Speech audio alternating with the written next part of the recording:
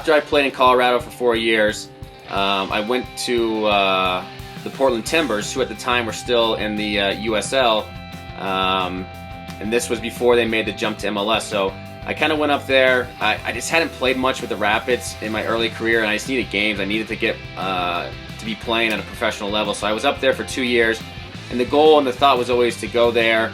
And then when they made the jump to MLS with Portland, I would go with them, and that was kind of the theme. They were bringing in a lot of guys with MLS experience that would kind of transition back to MLS when Portland made the jump. And I played 2 years there, played a ton of games, did well, and then John Spencer came in, who was the first coach of the Portland Timbers.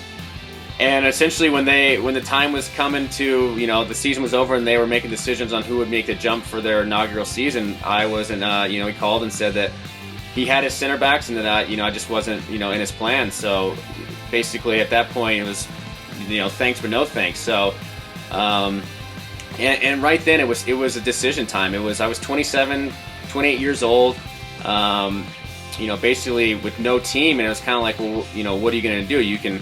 You have a Wake Forest education. I can, kind of just stop playing soccer and go pursue other, activities, or I can, dig in, keep myself fit, and just keep pushing and hoping that something comes along. And that's what I did, man. I signed myself up for one of these special gyms that actually James Riley got me onto, Athletic Republic, and basically every day I would go in for an hour and a half, and I've never had my butt kicked so hard in the gym.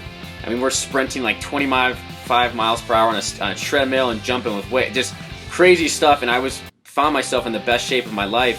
And oddly enough, Mike Pecky from the Red Bulls, who was assistant coach, called and said, "Hey, man, we got an extra spot. There's no guarantees. Basically, come in for the first week of preseason. We'll see what happens." So I jumped at that, and I went into preseason with them, and there was no guarantees. It was like, you get 1 week, and I showed well in the first week, and they said they had a trip to Mexico and I could come along. So I went to Mexico, and I did well there, and they said I could come to the next trip on Florida, and then eventually they offered me a 1-year contract. So it was one of those things that, at one point it was like, am I going to be done with soccer?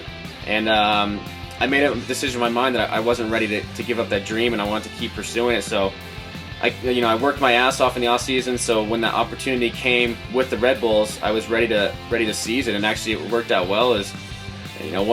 We did the beep test like the second day, and I actually won the beep test, which the coaches all looked at, pretty high praise and stuff. It's just, but it was just one example of, I just putting my mind to it and saying, listen, I'm not going to let, one coach's decision or a GM's just, thoughts on me define my career. I'm going to be, I'm going to define my career.